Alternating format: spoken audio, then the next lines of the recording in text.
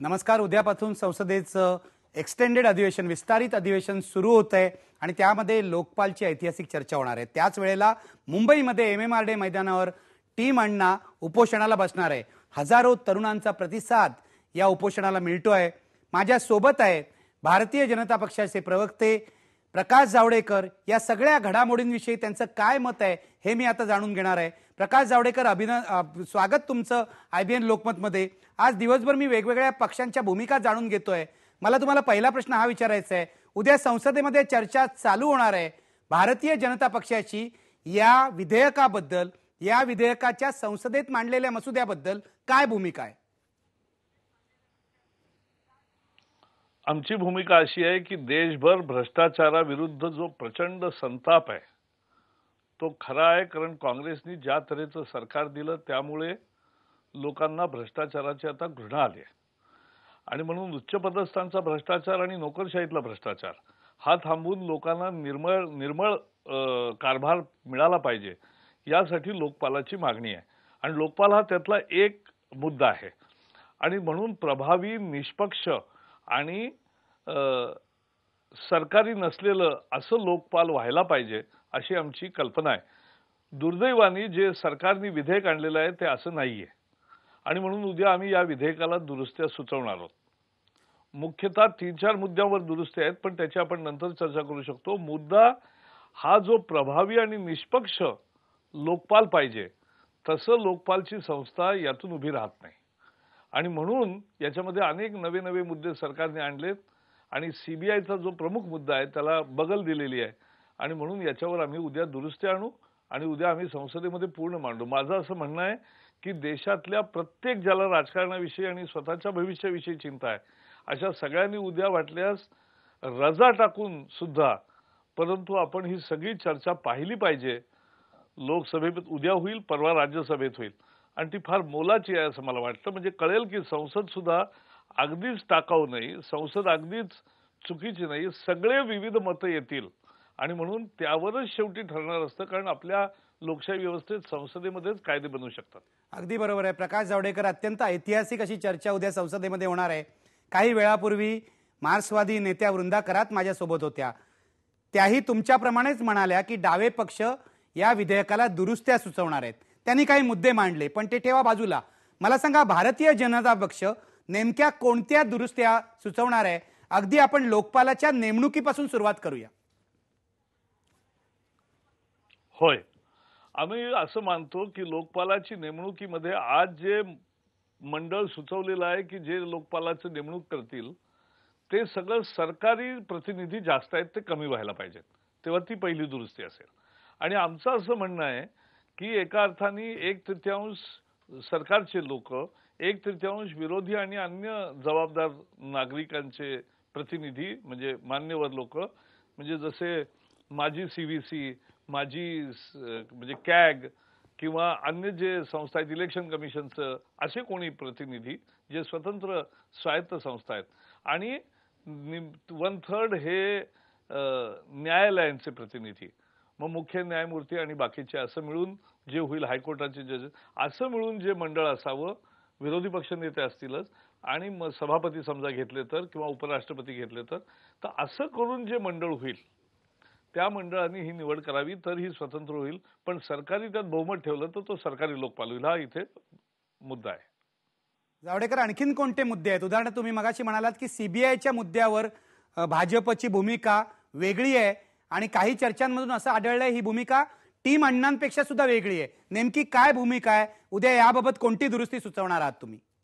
सांगतो. आमचे आणखी 2-3 महत्वाचे मुद्दे आहेत की पंतप्रधान असले पाहिजेत आणि त्यामध्ये साधारणतः जे अपवाद केलेत ते बरोबर आहेत, त्यामुळे पंतप्रधान असले पाहिजेत. परंतु त्याच्याबरोबर महत्वाचा मुद्दा असा आहे की शेवटी लोकपाल याच्याकडे आलेल्या तक्रारींची चौकशी कोण करणार? त्यांना प्राथमिक चौकशीचं काही यंत्रणा तयार करून द्यायला पाहिजे.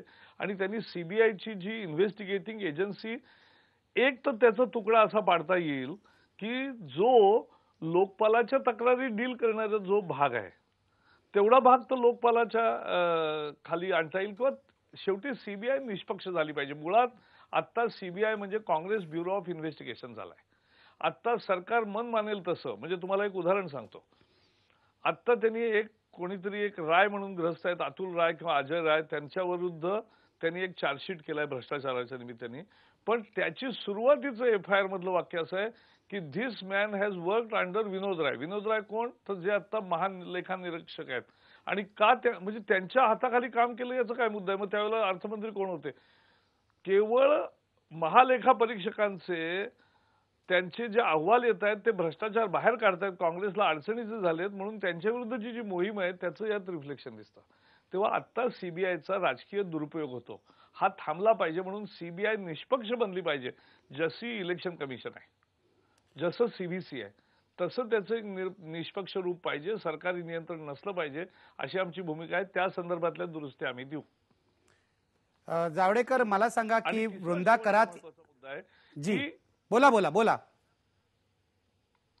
हा, आणखी दोन मुद्दे आहेत महत्वाचे, की आत्ता त्यांनी लोकपालामध्ये अचानक एक मुद्दा आणला की बस शेड्यूल कास्ट, शेड्यूल ट्राईब आणि ओबीसी हे 50% आरक्षण संविधानाला मंजूर आहे, ते देण्याविषयी कुणाचीच तक्रार नाही. शेवटी 9 जण लोकपालामध्ये असतील, ते उद्या 11 करा, आमचं त्याला विरोध नाही.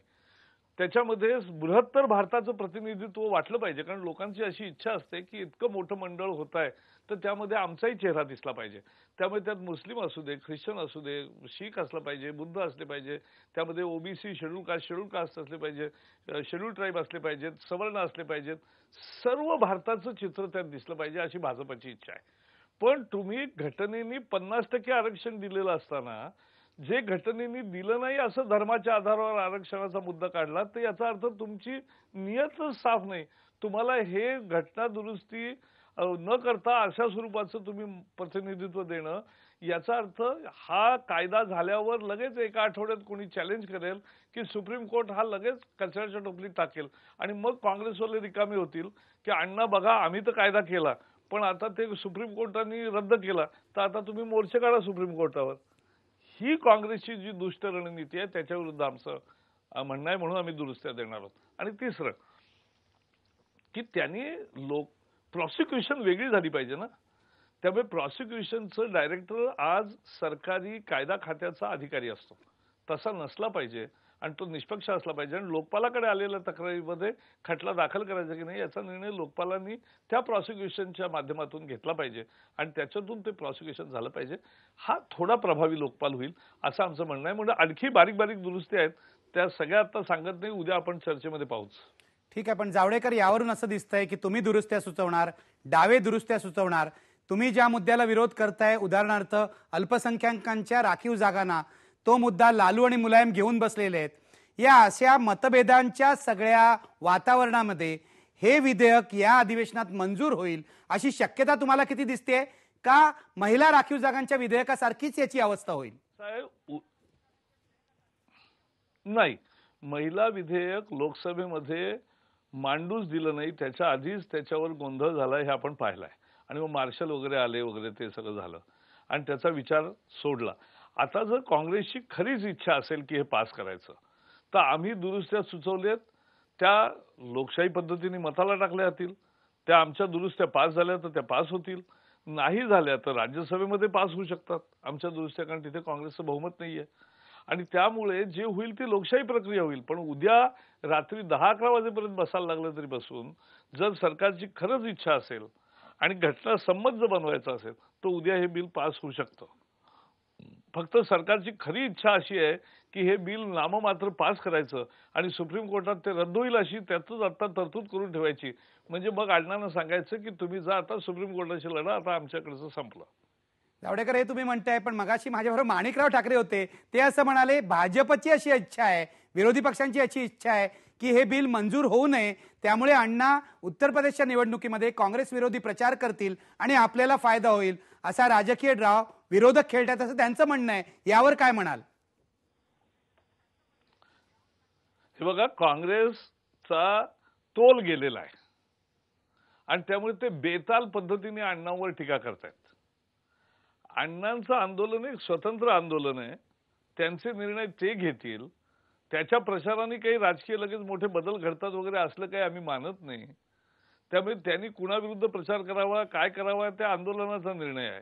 प्रश्न असा आहे की आम्हाला जे पटलं ते आम्ही मांडणार आहोत. अण्णा काय म्हटले त्यासाठी नाही मांडत. अण्णांनी हा मुद्दा आंदोलन करून जनतेसमोर आणला आणि एक ठसठशीतपणे या देशामध्ये एका कायद्यावर इतकी व्यापक चर्चा आली, याचं मी अभिनंदन करतो. पण अण्णांची प्रत्येक गोष्ट काही आम्ही मान्य केलेली नाही. अण्णांच्या विधेयकामध्ये होतं की सगळे टेलिफोन टॅपिंगचे कुणाचे अधिकार हे त्या लोकपालाला द्यावेत, असलं काही आम्ही म्हटलेलं नाही. त्यामुळे कारण शेवटी भ्रष्टाचाराशी लढायचं आहे तर 3-4 पद्धती आहेत. एक, कायदे केले पाहिजेत. जसा सिटीजन चार्टर आहे जो मध्य प्रदेशनी केला, बिहारनी केला, की लोकांना रेशन कार्ड पाहिजे, 8 दिवसात मिळालं पाहिजे. तर आम्ही तिथे लिहिलं आहे 8 दिवसात मिळा, तुम्ही फॉर्म सगळा भरून द्या, 8 दिवसात मिळेल. जर 9व्या दिवशी मिळालं नाही तर त्या कर्मचाऱ्याच्या पगारातून 100 रुपये कापले जातील आणि ज्याला मिळाला नाही त्या अर्जदाराला 100 रुपये ते दिले जातील.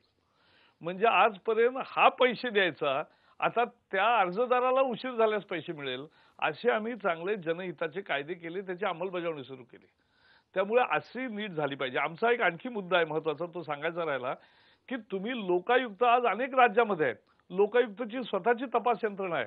त्यांनी जसे मध्य प्रदेशात, कर्नाटकामध्ये ठिकठिकाणी छापे वगैरे घालतात आपण पाहतो, तर असे प्रभावी लोकायुक्त कायदा असताना ते सगळे मोडीत काढून केंद्र सरकारने संघ राज्य पद्धतीला छेद देऊन त्यांनी अचानक त्याच्यावर आक्रमण करून स्वतःच कायदा बनवायचा चूक आहे. 253 ऐवजी 252 नुसार बनवा आणि त्याच्यामध्ये एक मॅन्डेटरी बनवायच्या ऐवजी एक मॉडेल लॉ बनवा की मग राज्य त्यानुसार करू शकतील ज्यांच्याकडे अजून बनलेलं नाही.